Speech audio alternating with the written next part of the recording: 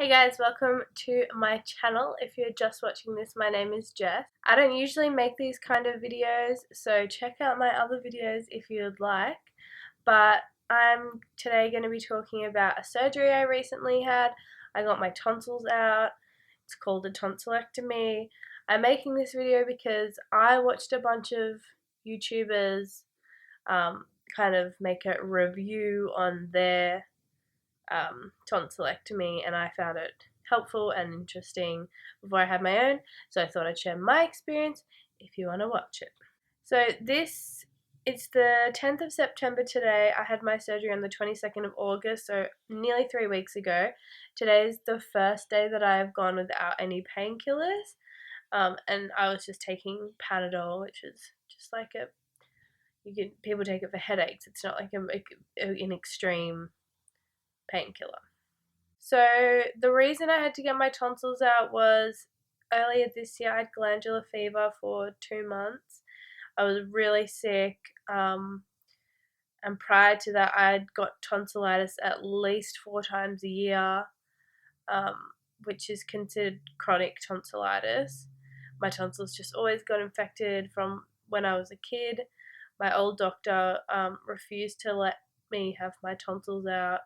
Finally, I went to a new doctor. They said absolutely you should get them out, so I booked in to see an ENT, which is an ear, nose and throat specialist, and straight away they looked at them and were like, yeah, they're pretty gross, so let's get rid of those suckers. Ever since I had glandular fever earlier in the year, which was like April, they never recovered. They were just infected. Even after I had gotten better from the glandular fever, they were just constantly infected, so it was pretty gross. Anyway, so rewind to a couple Mondays ago, 22nd of August, I arrived at the hospital. They were really nice, really warm. I had to wait there because the surgeon has like a list of people that he's doing all on the same day. So I just had to arrive at 9:30 in the morning and wait for like 2 hours.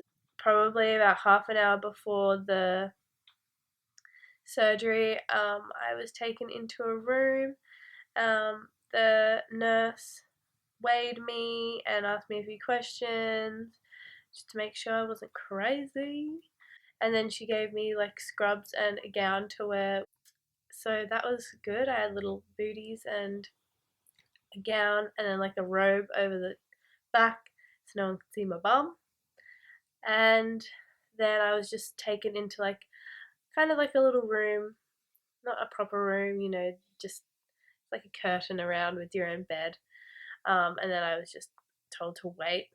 The anaesthetist came in and just kind of briefed me about, being put to sleep under general anesthetic, which I had done before when I was 2 years old, but ever since then I'd never done it, so little bit scary, but I just decided not to really think about it. Then my surgeon came in, told me what he was going to do, and everyone was really relaxed. Like when the nurse came in to get me to bring me into the surgery room, she had a little arm over my shoulder, and she was really short, and I'm a little bit tall, and so it was really cute. Anyway, so I came in. They put a little like clippy thing on my finger to read my heartbeat, and then put some like monitoring devices on my chest. Also put a drip in my hand, which I don't know why they can't put the drip in your hand after you go to sleep, because like I'm not scared of needles really, but still it's like not. I mean, no one really wants to put a needle in them, so I don't know why they couldn't just wait till I was going to sleep. Anyway, so they got me comfortable on the bed. I was lying there with my eyes closed, just trying to relax. And she's like, "Can you open your eyes?" I opened my eyes. And then she said, "Okay, we're just going to give you some oxygen now." They put the little mask over my face.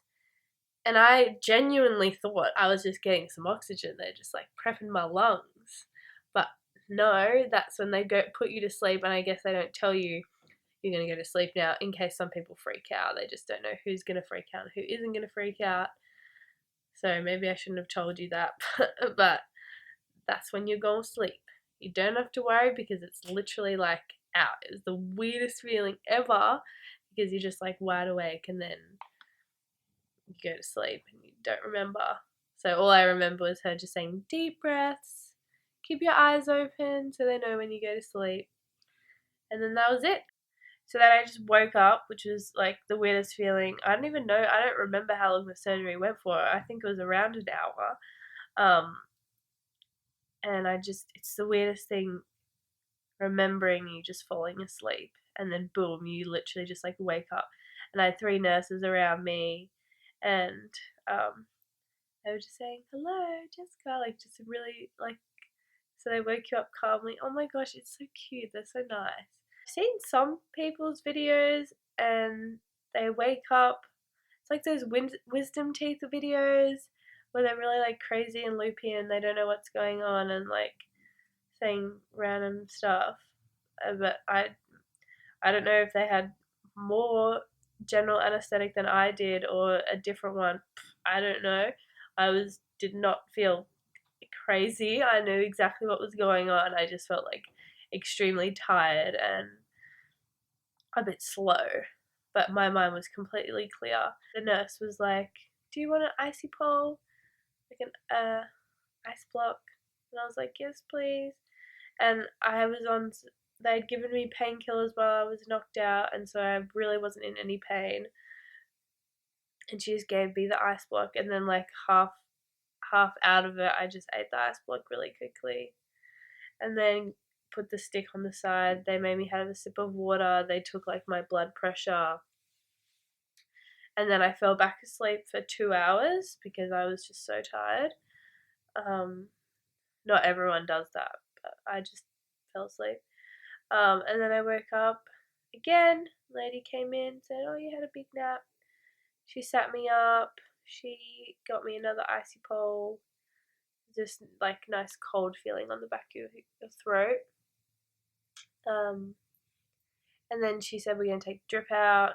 Took the little needle out, and they just gave me my clothes. I got changed, and then went and like sat in the recovery area, which was just like a really nice comfy chair. Put my feet up, and got my phone back, and so I sent a few funny Snapchats, and ate another ice block. They like you to eat because you have to fast from the night before for general anesthetic. And they were like offering me muffins and stuff like that, and I'm vegan, so I brought a banana, so because they like really want you to eat.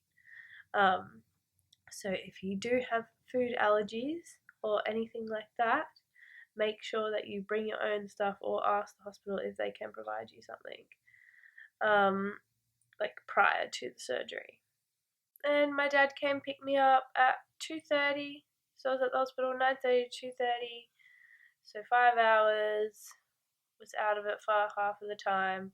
So I got home and I was just really tired. My dad had to go to work, so my brother was there, which was nice. I just lay on the couch and attempted to watch some TV, and I just fell straight back to sleep. I woke up.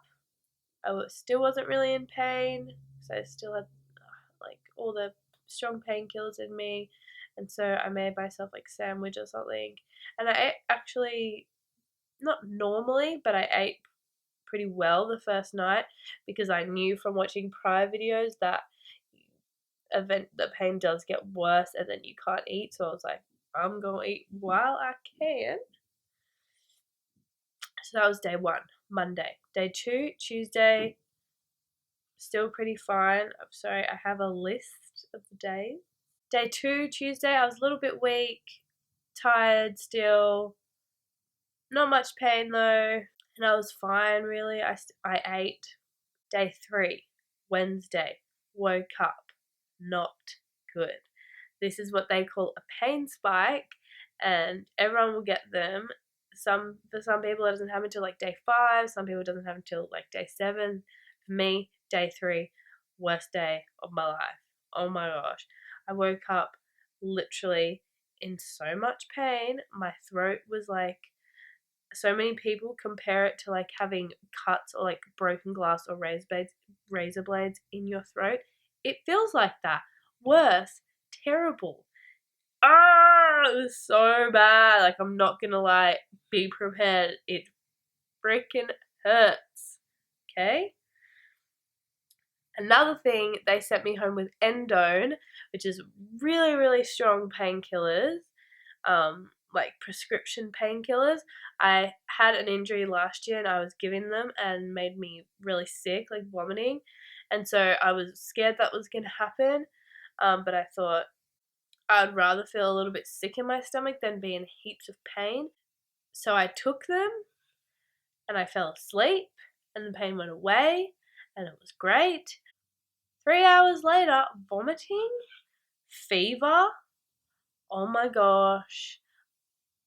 I swear I've never felt that bad in my whole life. I probably have, but like the combination of being still in a bit of pain, vomiting on top of that pain, a fever, like I expected to be in pain, but I didn't expect, you know, when you have the flu and you feel really sick in your body, I didn't expect to feel so like shaky and a fever, and it was really bad.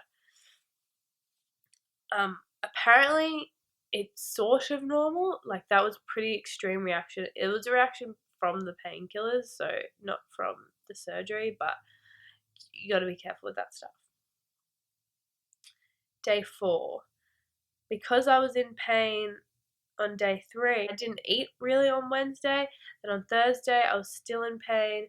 I was still feeling sick because I hadn't really gotten anything into my stomach, and so I still kind of I vomited still a couple of times that day. It was just like stomach acid and grossness. And I still had a fever, still wasn't smooth sailing, but I was just sticking to like lighter painkillers and taking more of those, which was helping my throat, but it was still like so much pain and I wasn't really eating. Day 5, so Friday, um, the pain was easing up. Like, I noticed a significant difference in my body as well, significant difference with the fever. Um, but I still really couldn't eat. My throat was really swollen, which that is really normal to just have your throat, and like the little dangly thing at the back of your throat is really swollen and it looks really gross. Day 6,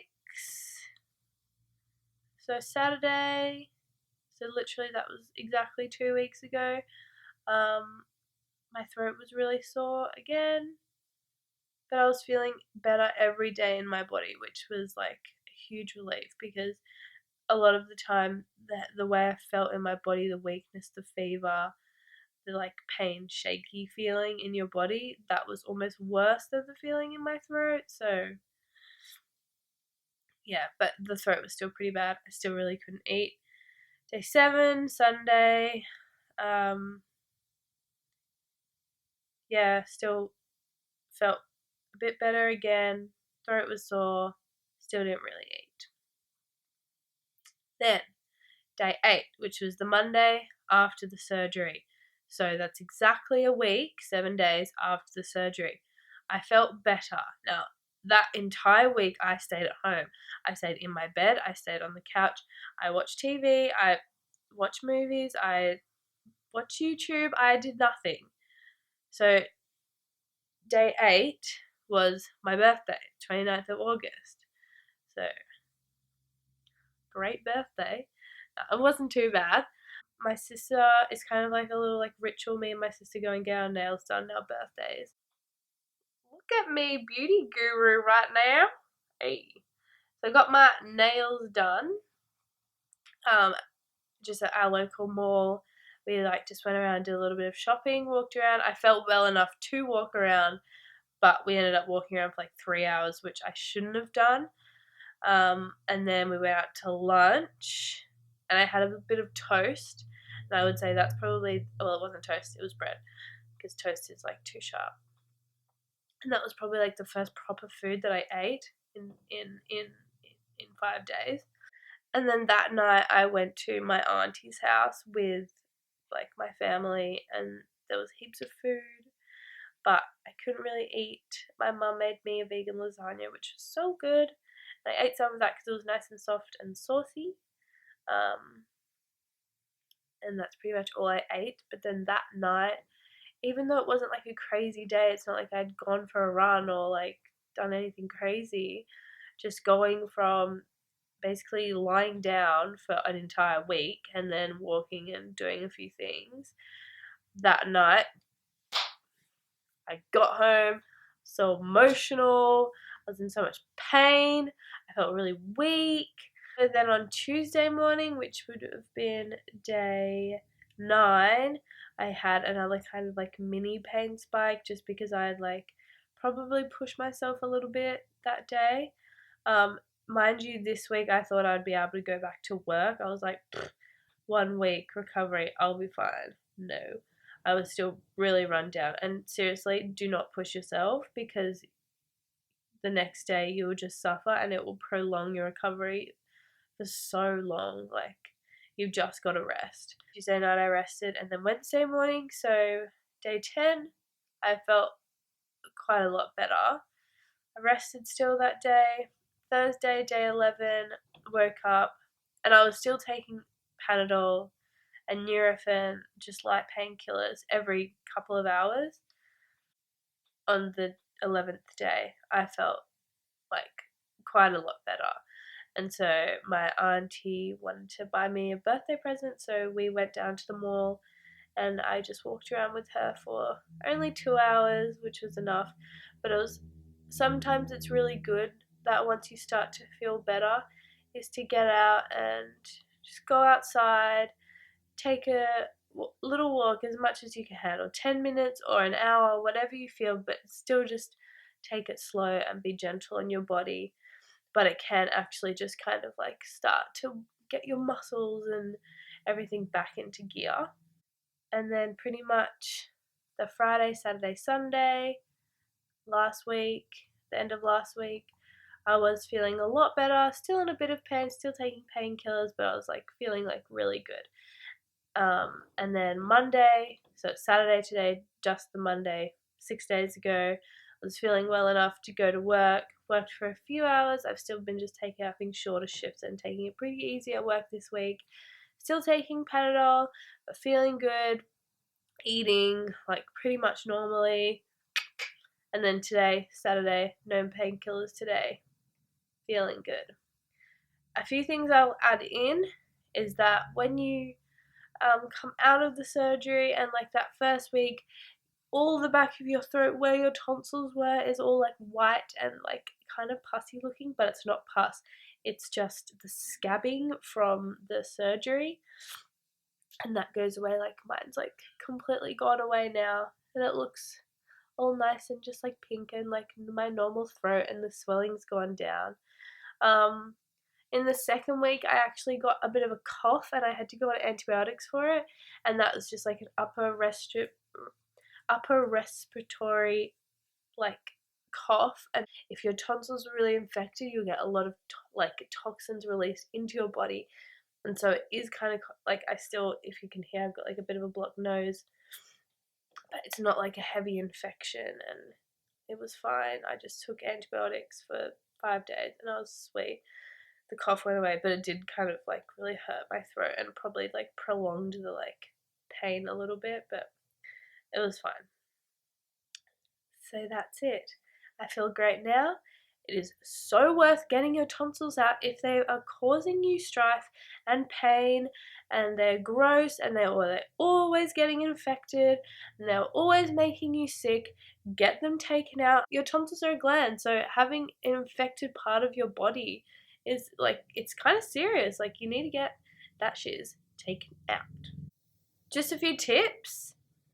Stock up on cold ice poles, things that taste nice, and just like iced cold water. Obviously, in the earlier days, if you're going to try and eat just like softer foods that like you don't have to chew up that much. Don't eat acidic foods. I tried like when I was getting better, I had put some like balsamic vinaigrette on my salad, and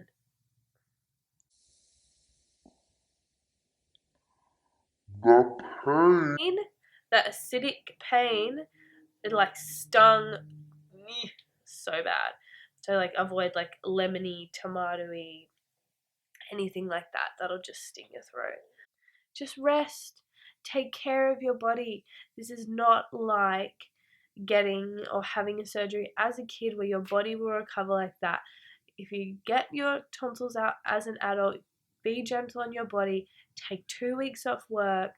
This is my 3rd week. I haven't gone to the gym yet. This 3 weeks, I've gone on like 3 walks, just like light walks. Don't just seriously let your body recover. The nurse told me it would take a full 6 weeks for me to feel 100% again, which is so annoying, but it's got to be done. And the reward is that I have no infection in my throat anymore, and it's great. Take painkillers always, even if they're just light ones. Don't actually let yourself get to the point where you like are really sore. Like, take painkillers before you get sore, and then you generally, hopefully, won't get that sore. When you are capable to eat and you feel like eating, like you'll just get an urge to eat. It's really weird. One thing I noticed was that mental hunger and like physical hunger, how they're related, because my throat was so sore, and I knew that I didn't want to like swallow. The swallowing is what hurts. I like physically didn't get hungry. Like my stomach didn't rumble. It was really, really bizarre. And yeah, you will lose weight, which was kind of fun. But then as soon as you want to eat again, you just want like really calorie heavy foods and carbs. And so I was just like eating all the carbs after I got better. And that's it, I think. If you need to get this operation done, get it done, get it out of the way. You'll be so happy. And also, disclaimer, everyone's experience is different. Like, at times mine was so bad, and then it got good pretty quickly. Some people have to take 3 weeks off work. Everyone's like a little bit different. So, some people are smooth sailing, and some people it can be pretty sucky. But just get through it and be healthy. Thanks for watching my video. If you liked it, subscribe. But this is kind of like a one-off video. Check out my other videos if you would like. And I will catch you soon.